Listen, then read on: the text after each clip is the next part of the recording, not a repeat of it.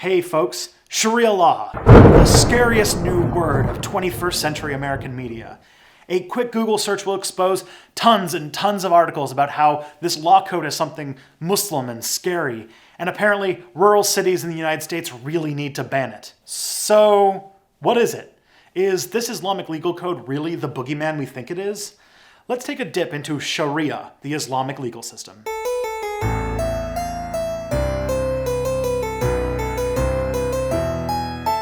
Hi, I'm Tristan Johnson and this is Step Back History. I know what you're thinking. This isn't Thursday. It's my birthday today and decided to give you an extra video as my gift to you to celebrate. All countries have some form of basis for their legal code.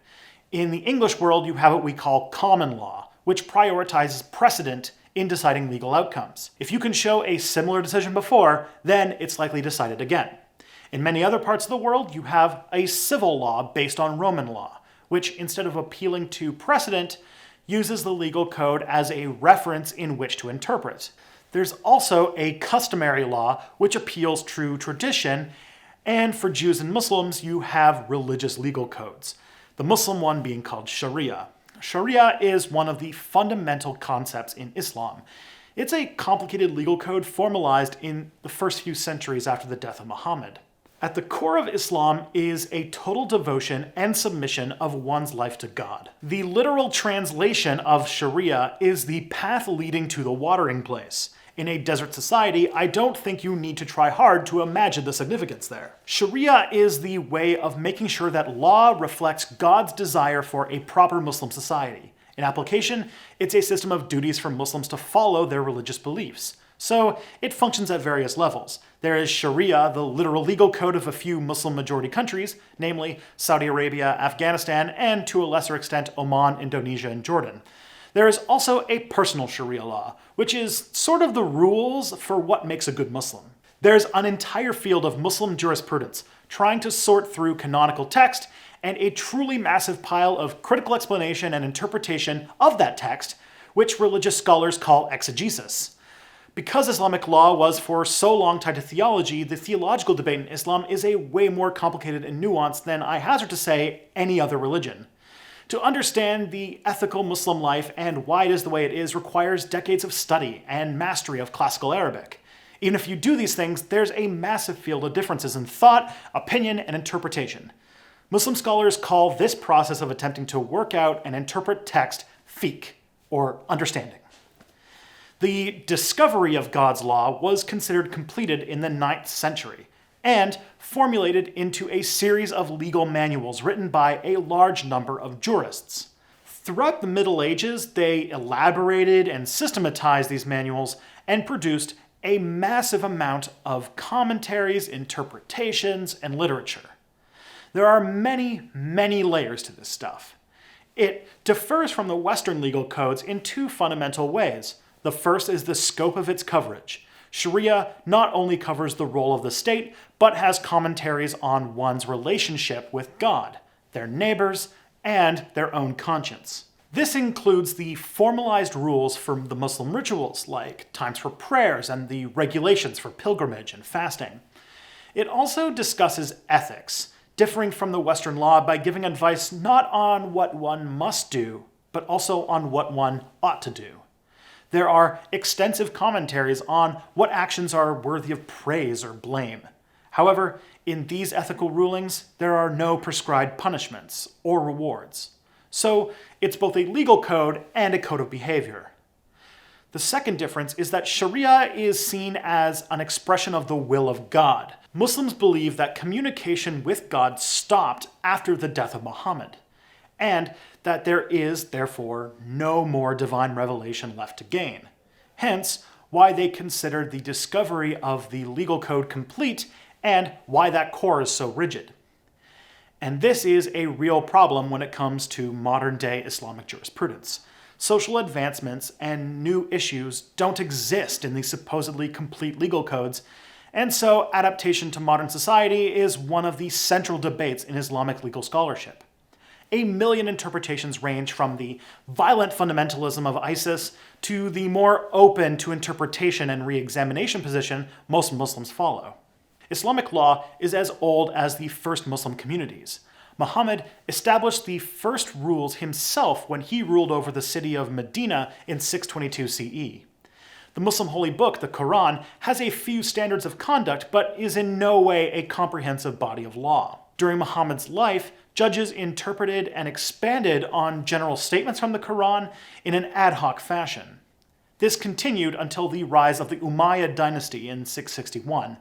The Umayyads had a vast military empire, and empires don't function on haphazard legal systems. The empire, or Khalifate, created an organized judiciary of qadis, or judges, all over. Their job was to develop a corpus of fiscal and administrative law for the Umayyad Caliphate. As the Umayyads took land from the Romans and the Sassanids, they mixed in aspects from Roman and Persian law into their structure. The empire encouraged judges to follow the Quran when relevant, but it became a relatively secular legal code. In the 8th century, religious scholars began to challenge the Umayyad legal system. They thought it was doing a poor job at reflecting Islamic ethics. When the Abbasid dynasty came to power over the Umayyads in the mid-8th century, they pledged to take these scholars' desires to heart and make a truly Islamic society and state. They wanted to reform the work done so far and then use Quranic principles to accept, reject, or modify the law that existed before. One of the key figures in this process was al-Shafi'i. He wanted to eliminate schisms and make a more extensive, unified law by developing a grand theory of what sources the law could and couldn't come from. He believed that knowledge of Sharia could only come through divine revelation, which means that it can only come from the Quran itself or traditions believed divinely inspired, called the Sunnah. These traditions came from accounts of the Prophet's life by his contemporaries called the Hadiths. These Hadiths are where the most weirdness and contention comes from. They're not all created equal. Some are from sources very close to Muhammad, and some are hearsay from a friend of a friend. Those less reliable ones, for the record, tend to be where the really nasty stuff that fuels terrorism comes from, such as the 72 Virgins thing. It was this process that spurred the collection, classification, and ranking of these hadiths. The schools that came out of this process would keep a record of official hadiths. However, some Western researchers suspect that a significant part of the Sunnah is the results of later jurists who ascribed views to Muhammad to have more authority. Al-Shafi'i believed that these sources could form a legal code. When something was not explicitly mentioned in these sources, scholars and judges were to try and apply principles from the closest parallel cases they could find in the Quran or the Sunnah. This is the basis for the classical roots of Islamic jurisprudence that has been crystallized since the 10th century. If you have a legal or ethical issue, here's how you find an answer according to Al-Shafi'i. First, find a solution, either the Quran or the Sunnah. If nothing answers your question explicitly, draw an analogy, or if that doesn't seem available, attempt to rule either for equity or in the public interest. This is also only the interpretation of one scholar. Either way, any conclusions not made directly through canon have less authority. If all the qualified scholars agree on the outcome, however, it becomes yaqeen, or pure expressions of God's law. Scholars call this ijma, or consensus. Around the 10th century, this era of speculation called ijtihad ended. Jurists after this are called imitators and are bound to the doctrine of taqlid. This means they have to follow the doctrine as the manuals say. However, ijtihad has had a new life in modern times as a way to reform the ancient religion. Shiites still grow and develop their legal code in this manner. That being said, the code was surprisingly pluralistic for the 10th century. Different schools have equal authority, and they go by the statement by Muhammad that difference of opinion amongst my community is a sign of the bounty of God. There are also significant differences in Sharia depending on the sect. Shiite Muslims and the lesser-known Ibadi Muslims have substantial differences from both Sunnis and each other in their interpretations of Sharia. The Shiite law puts more emphasis on individual leaders and imams they believe to be divinely inspired than their Sunni brethren. Different schools of Islamic legal codes perform differently in the Middle East, India, Northwest and Central Africa, Eastern Africa, the Southern Arabian Peninsula, Malaysia, Indonesia, Saudi Arabia, Iran, Zanzibar, and Algeria. Even with all the claims to authority, though, Sharia has never been the exclusive law of the land. Sharia can be divided into two categories: what someone owes to God and what someone owes to other people. The latter is what we call the legal part of Sharia and covers many areas. Penal laws are pretty Old Testament. Crimes from murder to assault are punished by retaliation. The perpetrator is subjected to the exact same punishment they did to their victim. They consider these acts an injustice to the victim or the family. Instead of violence or execution for these crimes, the victim's family is able to ask for a diya, or blood money. There are set punishments for 6 key crimes. There are the ones that Islamophobes will point to most often, and it makes sense. These are quite harsh penalties. Death for those who leave the church or apostasy, and for highway robbery. Quick aside on this though, only 3 countries, Sudan, Saudi Arabia, and Iran, have acted on the death penalty for apostasy since 1985, and only in 4 cases. Amputation is prescribed for theft, death by stoning for extramarital sex relations where the offender is married, 100 lashes if they aren't, and 80 for unproven accusations of unchastity or taking any intoxicants. Yuck. Now I can tell why Muslim-majority countries not called Saudi Arabia and Iran have stopped following these, and why many Muslims fought and died against ISIS to prevent this practice from coming back. They also have some pretty dry laws about trade, commerce, land ownership, and inheritance. One thing that sticks out is that there is a ban on charging interest, so an entire industry of Islamic banking has risen around the world to help Muslims get mortgages, but still comply with their religious codes. They also can't gamble. They have a family law which covers the rules of divorce, marriage, adoption, etc.